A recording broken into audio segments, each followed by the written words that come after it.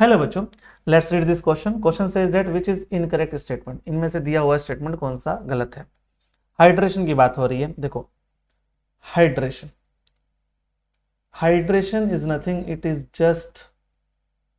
Just interaction with water. Interaction with water. और interaction किसके साथ कब ज्यादा होता है, कब कम होता है। देखो, hydration is directly proportional to the charge.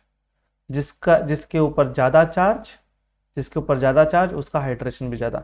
If if charge is same, अगर चार्ज सेम है, if charge is same, then क्या करेंगे हम,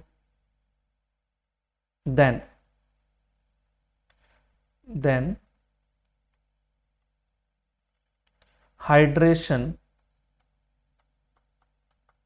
is inversely proportional to the size of ion।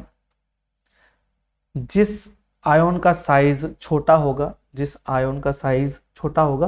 उस आयन का हाइड्रेशन ज्यादा होगा। ठीक है, तो ऑप्शन ए पढ़ते हैं अब हम। इनकरेक्ट स्टेटमेंट ढूंढना है, हमें ध्यान रखिए।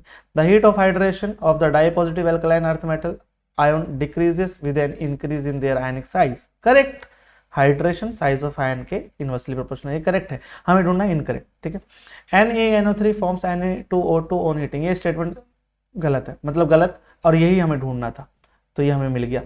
NaNO3 को अगर बेटा जी हम हीट करते हैं ना, तो हमें मिलता है NaNO2 प्लस O2, ना कि Na2O2।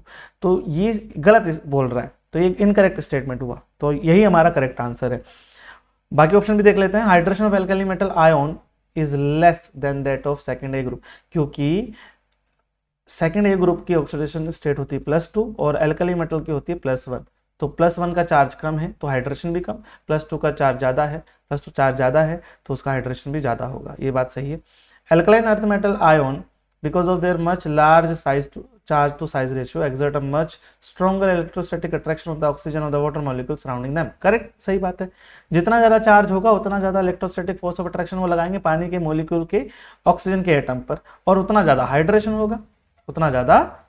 होगा। तो ऑप्शन डी भी सही है। तो ऑप्शन बी जो कि इनकरेक्ट स्टेटमेंट है, यही हमारा करेक्ट ऑप्शन है।